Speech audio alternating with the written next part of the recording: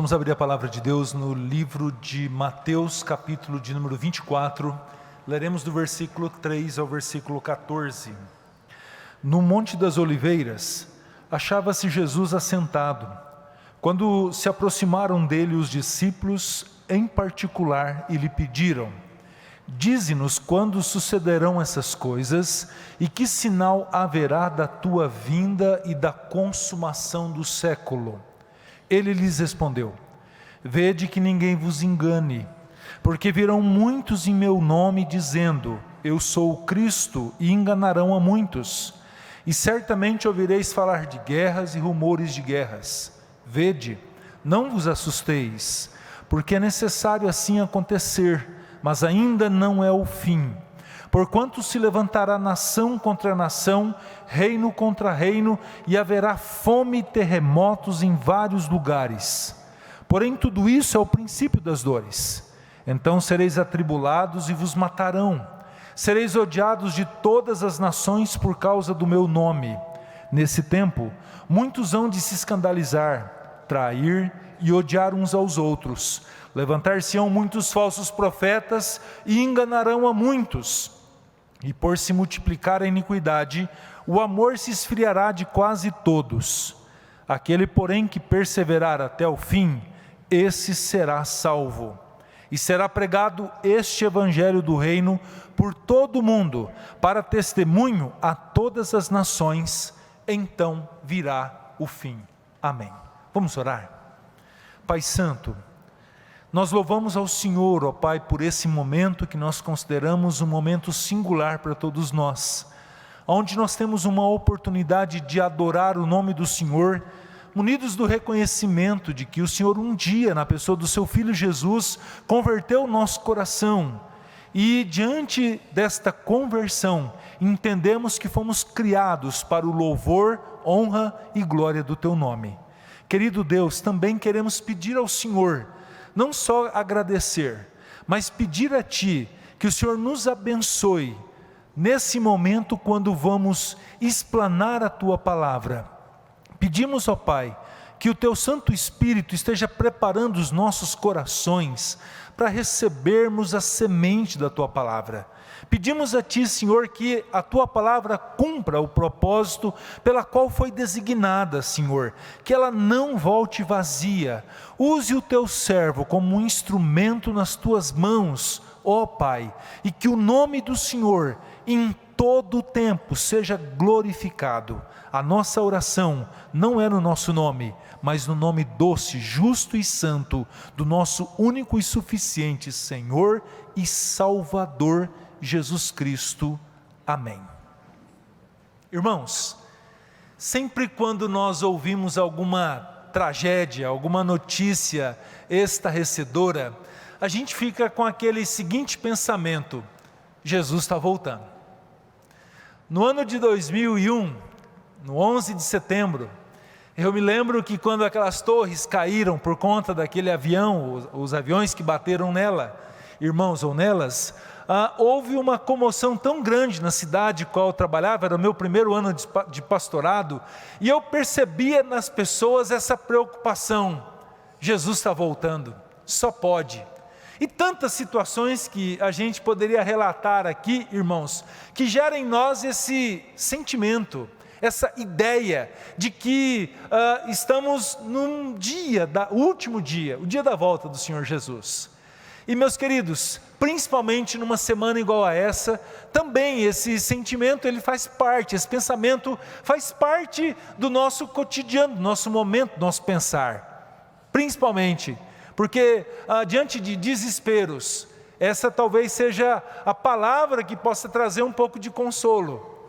Mas meus queridos, olhando para o texto que nós acabamos de ler, nós encontramos na fala do Senhor Jesus algumas coisas que com certeza trazem direção à nossa vida, a esse nosso pensar. E isso provoca em nós um sentimento de paz. Esse texto faz parte daquilo que nós chamamos do quinto discurso de Jesus. Sempre o Senhor, Mateus, ele relata, faz algumas narrativas, e depois da narrativa ele estabelece esse discurso. Por exemplo, os primeiros capítulos de Mateus, principalmente 2, 3 e 4, é uma narrativa. Quando chega nos 5, 6 e 7, Jesus então faz o Sermão do Monte. E essa é uma dinâmica no Evangelho de Mateus.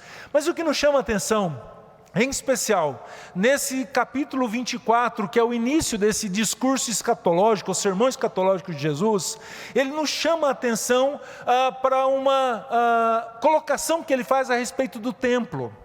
Se você puder observar comigo os 3 primeiros versos, Jesus olha para o templo que tinha sido restaurado por Herodes, ficou uma construção suntuosa, linda, toda banhada, revestida de ouro, e Jesus faz a seguinte afirmação: não ficará pedra sobre pedra. E aquilo gera uma preocupação muito grande, principalmente entre alguns apóstolos do Senhor, em especial 4, que de repente Jesus sai daquele momento e eles chamam Jesus à parte e dizem assim: Senhor, fala um pouquinho mais sobre isso, a gente está preocupado. Só que a pergunta que eles fazem é registrada no verso 3, diz assim: dize-nos quando sucederão essas coisas. Que sinal haverá da tua vinda e da consumação dos séculos? Estas coisas que eles disseram a Jesus, tinha a ver com essa referência à destruição do templo. Algo que ele explica a partir do verso 15, quando, irmãos, ele está profetizando a respeito da invasão do general Tito, que tenta desbaratar um levante que os judeus tiveram contra o Império Romano. Se você observar na história, no ano 68, 69, os judeus promovem essa tentativa de se libertar do jugo romano e ela é massacrada com esse general. Dizem que na história, se você puder observar ou ler, houve encurralamento desses judeus e Tito promoveu uma matança muito grande. E junto com isso ele destruiu o templo de Jerusalém. Mas em especial, os discípulos perguntam para Jesus, os apóstolos perguntam o seguinte: fala um pouco mais, que sinal haverá da tua vinda? E aí, meus queridos, é nesse contexto que nós lemos esse texto, diante dessa pergunta, que Jesus então traz respostas para esse povo. Mas eu quero chamar a atenção dos irmãos, que apenas em catástrofes ou situações iguais a essas que nós estamos vivendo, há esse pensamento: Jesus está voltando. E eu espero, meus queridos, que ao final desse sermão, todos nós saiamos daqui com a seguinte conclusão: eu tenho que estar com a minha casa em ordem, não apenas num período em que se fala muito a respeito de, quem sabe, um coronavírus, ou quem sabe de uma gripe H1N1, ou algo semelhante. Eu devo estar com, sim, a minha vida em ordem todos os dias. Por quê?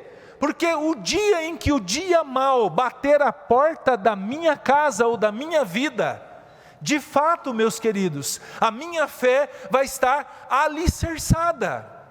Eu não devo correr aos pés do Senhor apenas pelo medo, como disse, por exemplo, Martinho Lutero. Nós devemos nos aproximar de Cristo por conta da alegria da salvação e não pelo medo que o inferno proporciona. E muitas vezes, em período igual a esse, a gente percebe algumas alianças que são extremamente superficiais com o Senhor, apenas pelo medo. E de repente, meus queridos, a gente vem ou vê um texto igual ao que acabamos de ler, onde o Senhor Jesus, ele trata isso com naturalidade. Ou seja, tudo aquilo que ele fala, todos os detalhes, todos os eventos, todas as situações, são coisas que não são apenas do nosso cotidiano, mas desde sempre. Num primeiro instante, se você puder observar, a resposta que Jesus traz àqueles 4 apóstolos que perguntam para ele sobre esses detalhes dos sinais dos tempos, a primeira observação que ele faz é a seguinte: vede que ninguém vos engane. Por quê? Porque virão muitos em meu nome dizendo, eu sou o Cristo, e enganarão a muitos.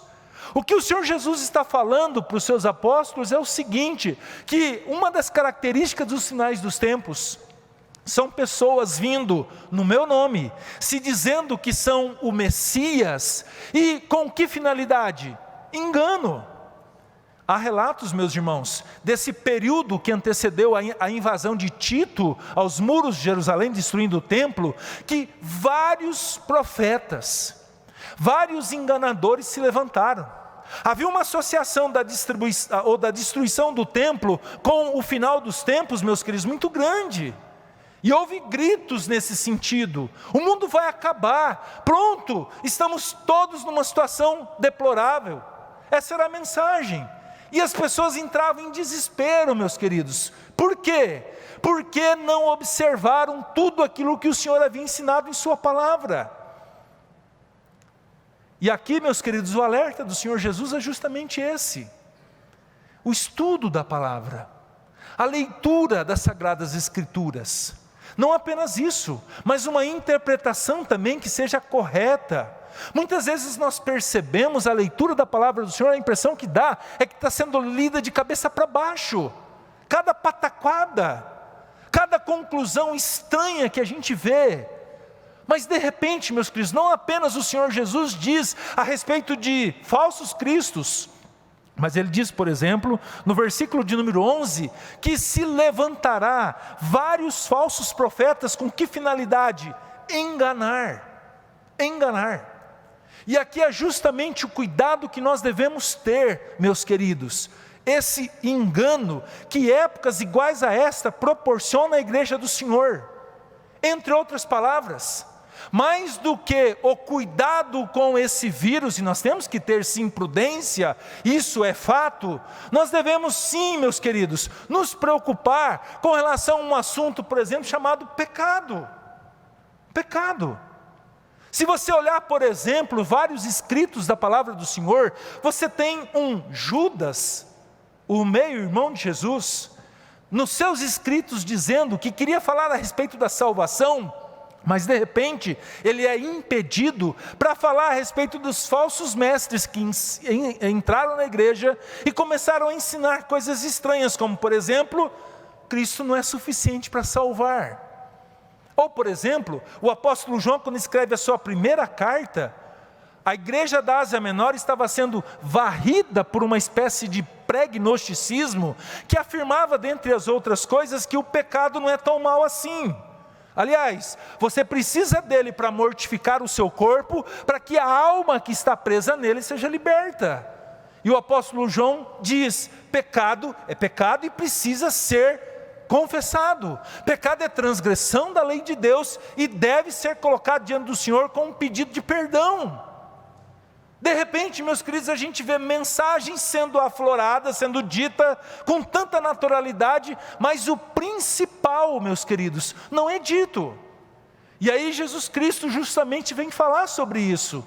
Ou seja, tenha Cristo no seu viver, essa é a mensagem do Evangelho. As boas novas de salvação, não pelas obras, não por lei, não por uma obediência à lei, mas sim a fé no Senhor Jesus.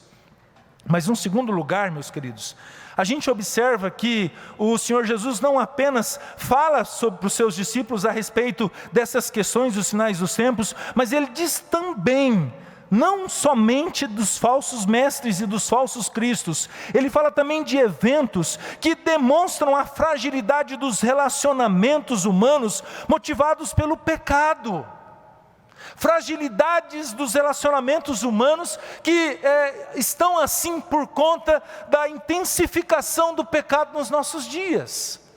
Observe, meus queridos, que ele fala de guerras. Guerras por conta do quê? Vaidades. Guerra por conta do quê? Não apenas assumir o poder, mas perpetuar. Quantas pessoas proclamam guerras por conta de coisas assim banais? Observem a história, tantas que já surgiram. Por exemplo, a Primeira, a Segunda Guerra, quando um louco chamado Hitler, um instrumento diabólico, resolveu querer colocar uma raça em detrimento superior, em detrimento a outra. Olha só, e um povo, meus queridos, que viveu o berço da reforma, um povo que recebeu a palavra do Senhor traduzida na sua língua, que poderia assim observá-la, caiu de uma maneira assim extasiada diante deste homem. Queridos, não só uma, mas 2 guerras. Quem não se lembra, por exemplo, da Guerra do Golfo? Ou voltando um pouco antes, a Guerra do Vietnã, irmãos. Situações que de repente a gente vivenciou, ou viveu, ouviu histórias assim, que de fato demonstrava, sabe o quê? Vaidades em jogo. Como eu disse, busca de poder. Mas ao mesmo tempo, meus queridos, também olhando para essa demonstração da fragilidade dos relacionamentos humanos, a gente vê perseguições, como Jesus fala aqui. Perseguições. Como aconteceu no primeiro século, quando em Atos capítulo 7, o primeiro mártir da história, chamado Estevão, o diácono da igreja primitiva, ele é apedrejado. Mas ele é apedrejado por quê? Porque era um ladrão? Um bandido? De forma nenhuma. Simplesmente porque ele afirmou que o Cristo que fora crucificado algum tempo antes era o Messias prometido no Velho Testamento, e que eles mataram nada mais, nada menos do que o autor da fé. Aquilo gerou nas pessoas que estavam ouvindo ele um sentimento como se estivessem sendo confrontados com relação a um erro. E muitas vezes, no afã de retribuir o confronto de um erro, o que a gente faz? A gente utiliza a força. E é justamente o que a gente vê. Não é apenas, meus queridos, nós nos colocando na condição de atacados. Mas quantas vezes nós fazemos isso também? Quantas vezes nós perseguimos? Tudo isso por conta de vaidades que fazem parte do nosso coração.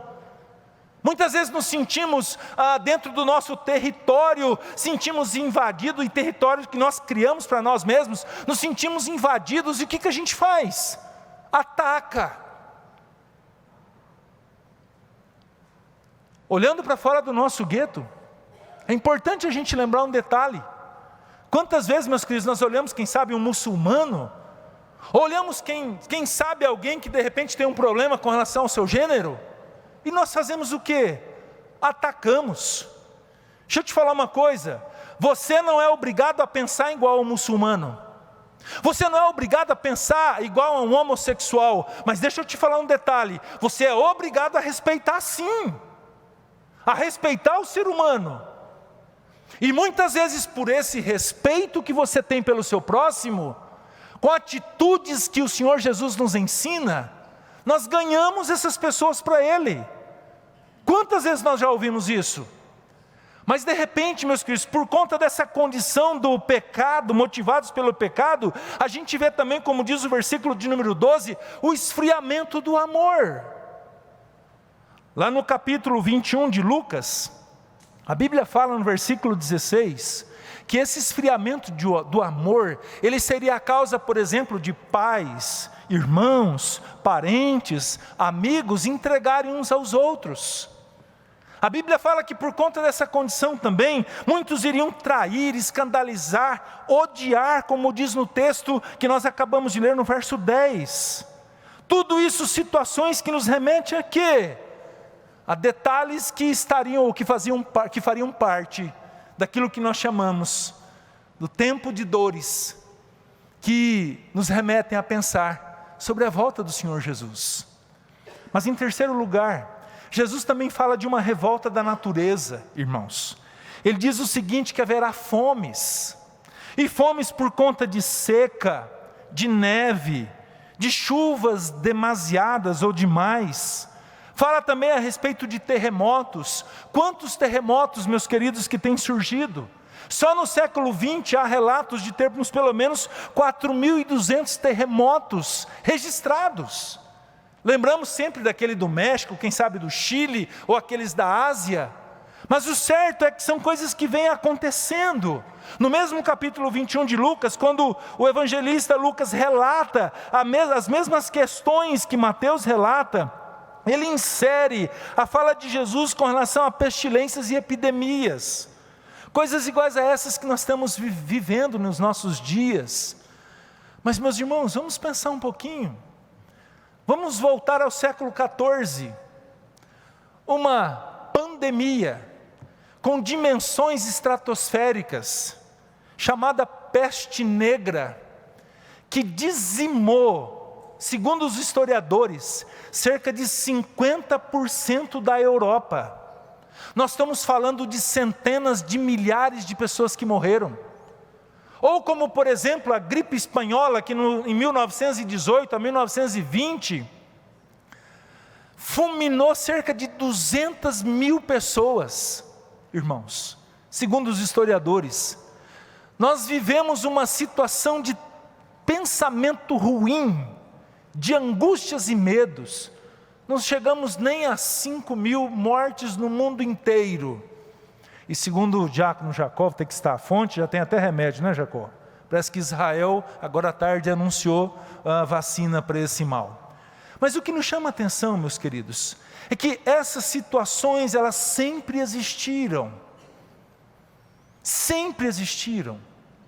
E muitas vezes, sabe o que a gente não pensa quando as coisas estão bem?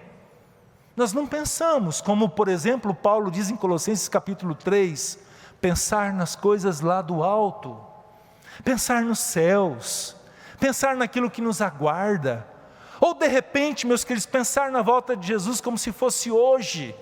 Muitas vezes precisa vir essas pestilências, essas revoltas da natureza, para a gente pensar um pouquinho no Senhor e na sua palavra. Mas em quarto lugar, Jesus também fala sobre a pregação do Evangelho. Ele diz no versículo 14, será pregado o Evangelho do Reino por todo o mundo, para testemunho a todas as nações, e ele diz, então virá o fim. O que nós temos da parte do Senhor Jesus é que esse Evangelho vai ser pregado como sempre foi feito. Homens e mulheres serão levantados e mandados pelos mais diferentes lugares do mundo. Com que finalidade? Falar que não há salvação em nenhum outro nome a não ser o nome do Senhor Jesus. Esse é o grande desafio, esse é o grande propósito de todos nós, da nossa criação. Por exemplo, há alguns dias conversando com o pastor Marcos Agripino, que é o nosso secretário executivo da PMT, Agência Presbiteriana de Missões Transculturais, ele fez um relato que há 10 anos atrás nós tínhamos um pouco mais de 40 missionários, sustentados pela IPB no mundo. 10 anos se passaram, e nós temos quase 300 missionários já, com formação, espalhados, com que finalidade? Anunciar salvação em Cristo. Nós temos também mais ou menos 6 mil línguas catalogadas. Nos últimos 20 anos, nós chegamos, meus queridos, a toda a Bíblia, ou parte dela, com quase 3 mil línguas. Quase 3 mil línguas. A palavra de Deus tem sido disseminada. O Evangelho tem sido pregado. E a palavra de Deus diz que nós podemos fazer isso e devemos fazer isso. E que essa é uma dos eventos finais, ou principal, da volta do Senhor. E talvez você esteja perguntando, mas por que isso? Para que ninguém tenha o direito, quando estiver diante do Criador, de dizer, eu não sabia. Sabia sim. Porque sempre o Senhor se encarregou de levantar homens e mulheres com uma mensagem, falar a respeito do nome do Senhor. Eu vou relatar isso sempre, meus queridos, mas na década de 50, veio uma missionária da Inglaterra, desceu de avião pela Missão Asas, numa pequena vila de pescadores, próxima à cidade que eu trabalhava. Eu nem imaginava, vim para seminário, ninguém nem sabia disso. Mas há algum tempo eu tive a oportunidade de encontrar com essa missionária, 50 e tantos anos depois. Ela fez um trabalho numa região, com uma tribo conhecida como Rikbatsas. 136 aldeias, pequenas aldeias, é a divisão deles, e ela visitando, pregando o Evangelho de Cristo, e detalhe, traduziu a Bíblia na língua deles. Eu tenho um exemplar na minha casa. Na divisa de Mato Grosso com Rondônia, tem uma tribo chamada Nambiquara. Um missionário americano trabalhou muitos anos ali e deixou pelo menos o Novo Testamento traduzido na língua daquele povo. O que significa isso? Que o Evangelho do Reino está sendo pregado, está sendo anunciado nos mais diferentes lugares. Isso é evidência, sim, da volta do Senhor Jesus. Mas eu quero chamar a atenção dos irmãos justamente para esse detalhe. Muitas vezes nós nos preocupamos com grandes eventos, mas eu e você somos alertados nessa noite, coloque a sua vida em ordem hoje. Por quê? Porque de repente você pode não ser chamado por conta de um coronavírus. Mas quantas outras situações? Há relatos, e eu vi agora há pouco um médico dizendo que morre muito mais gente de gripe do que de corona. E tantas situações iguais a essas. O alerta nessa noite para todos nós, justamente, meus queridos, e aqui eu já parto para a conclusão, num primeiro instante, vigiem, para não sermos enganados, para não sermos colocados na condição, meus queridos, de dar um alerta, ou ter um alerta extremamente desnecessário, ou quem sabe, muito maior do que o necessário, em detrimento, de repente, da preocupação com a nossa vida com Cristo, hoje. Muito mais do que passar um álcool gel na mão, e é importante isso, você precisa ter Cristo no seu viver. Muito mais do que de repente um alerta que é necessário com relação a algumas questões sanitárias, como que está, por exemplo, a sua casa em relação a Cristo? Pais que se preocupam com tantas coisas que são secundárias e o principal não está acontecendo. E que de repente numa situação igual a essa, bate o desespero. E o Senhor Jesus, na contramão disso tudo, diz: vigiem, presta atenção, cuidado com os falsos mensageiros, cuidado com aqueles que dizem: olha, eu sou o Cristo. Cuidado, estejam alertas com relação a isso. Mas no segundo instante, o Senhor Jesus também traz uma palavra. Aqui, meus irmãos, nós entendemos um ponto de conclusão como: não se preocupem. Ele cita duas situações que nos chamam a atenção. Ainda não é o fim. A segunda, isso é o princípio das dores. Como se o Senhor Jesus estivesse dizendo: olha, continuem a vida de vocês.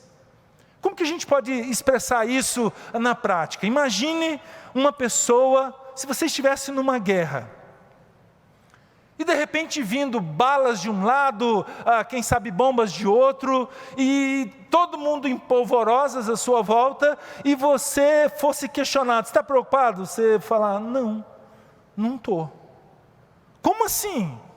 O mundo está acabando à sua volta e você não está preocupado? Não. Por quê? Porque o meu comandante está vindo aí atrás. Eu não estou sozinho. Jesus está voltando, meus irmãos. Estamos nas raias da volta, do dia da volta dele. E a grande pergunta que fica é: Ele é o teu Senhor? Ele é o teu Salvador? Porque virão outras situações. Outras. Nós já tivemos não só essas pestes, essas gripes, mas ebola, gripe suína e tantas outras que surgiram, meus queridos, que ceifaram vidas, e outras que virão. Mas a grande questão é o hoje. É o hoje. É a preocupação se de fato Cristo é o meu Salvador e o meu Senhor hoje.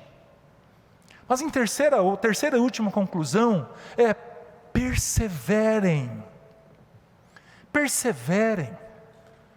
Tudo bem, vão vir gente falando que é Cristo, vão vir falsos profetas, vão ver falar de guerras, nós vamos ter fomes, nós vamos ver lá nação se levantando contra nação, nós vamos ter terremotos em vários lugares, nós vamos ter o amor se esfriando, mas a palavra do Senhor é: persevere diante de todas essas lutas, não baixe sua guarda, não desanime, não ache que é assim mesmo.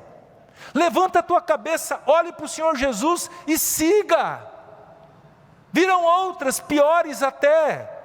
Guerras que de repente vão nos incomodar, vão assolar as nossas cidades. Mas a palavra do Senhor, na contramão de tudo isso, ela pede para nos falar, para que nós pudéssemos falar desse evangelho que salva. E antes de falar, meus queridos, a gente entende que nós precisamos tê-lo no nosso coração. Pessoas desesperadas à nossa volta, chama-nos a atenção. E qual que é o nosso propósito? Meu amigo, olha só, se você escapar desse corona, deixa eu te falar um trem, vai vir outro negócio desse aí. Então que tal você hoje tomar um rumo na sua vida e entregá-la ao Senhor Jesus? Que tal? E o Senhor diz isso, meus queridos, não apenas com a palavra, mas Ele fala também que nós seremos as testemunhas dEle. E muitas vezes espera-se de nós, sabe o quê? Comportamento. Comportamento. Muitas vezes o nosso testemunho fala muito mais alto do que palavras, do que falas. Quantas situações a gente vê? Essa semana eu me vi numa situação assim, irmãos. Eu estava indo tranquilinho buscar a minha filha na faculdade, 6 horas da tarde, subindo de moto, uma avenida, e de repente um carro na esquina, um caminhão quer dizer, e um carro no cruzamento, ele resolve colocar o bico do carro para o motorista ver se vinha alguma coisa. E nesse meio ele bate bem no meio, para trás da minha moto. E eu consegui ali equilibrar, não cair e tal, parei a moto, olhei para o cabra, eu senti um ventinho assim na minha perna, sabe aquele ventinho que quase bateu, quase esmagou a perna? Olhei para ele, me deu uma vontade de falar assim: ô seu cego. Não vou nem falar o tamanho do cabra. Mas, meus irmãos, eu pensei: rapaz, não aconteceu nada comigo. Eu tenho que ter uma atitude de crente aqui. Verdade. Parei, desci a moto, e tinha um guardinha na frente, falou: pega o nome dele, pega o telefone dele, pega a placa do carro. Eu olhei para o cabra, olhei, o rapaz veio na minha direção, falou: se machucou? Não. Anota meu telefone aí e tal, vê qual que são as despesas e tal. Eu falei: sim, joia. Olhei para ele com tanta gratidão no meu coração pelo livramento e falei bem assim: vamos fazer uma oração? Ele olhou para mim e falou: vamos. Aí de repente nós estamos lá no meio da rua abraçados e orando. Senhor, eu orei: Senhor, abençoa a vida dele, abençoa a família dele, muito obrigado pelo livramento do Senhor e tal. Aí em nome de Jesus, amém. Aí ele abriu o olho, ele olhou para mim e falou bem assim: quem é o senhor? Eu falei: eu sou o pastor Marcos, trabalho como pastor lá na primeira igreja. Ele olhou e falou bem assim: e eu sou o presbítero da igreja presbiteriana lá da União. Você já pensou, se eu tivesse falado para ele aquilo que quase saiu, o prejuízo seria muito mais. Aliás, não tive prejuízo nenhum. Mas nosso testemunho, e com certeza, meus queridos, todos os dias nós vamos ser confrontados. Sempre vai ter alguém batendo, vou falar na tua moto, mas quem sabe no teu carro. Sempre vai ter uma afronta aqui, outra acolá, e você vai ter a grande oportunidade, sabe do quê? De testemunhar do amor de Cristo. Sabe o que eu ganhei? Um amigo. Um amigo. Quinta-feira para cá eu ganhei um amigo, presbítero. Sabe por quê? Por causa do testemunho. E isso fala muito. E de repente, meus queridos, nós estamos tão preocupados, estamos tão apavorados com tantas coisas, e algo que o Senhor Jesus já falou que estaria acontecendo, tantas vezes já repetiu-se isso, quantas situações, e detalhe, virão tantas outras. Tenhamos a prudência, com certeza, mas principalmente, meus queridos, que a nossa fé hoje seja assim, alicerçada no único que pode dar-nos vida e vida após a morte. E que Deus nos abençoe para tanto. Amém, meus irmãos? Vamos ouvir o coral.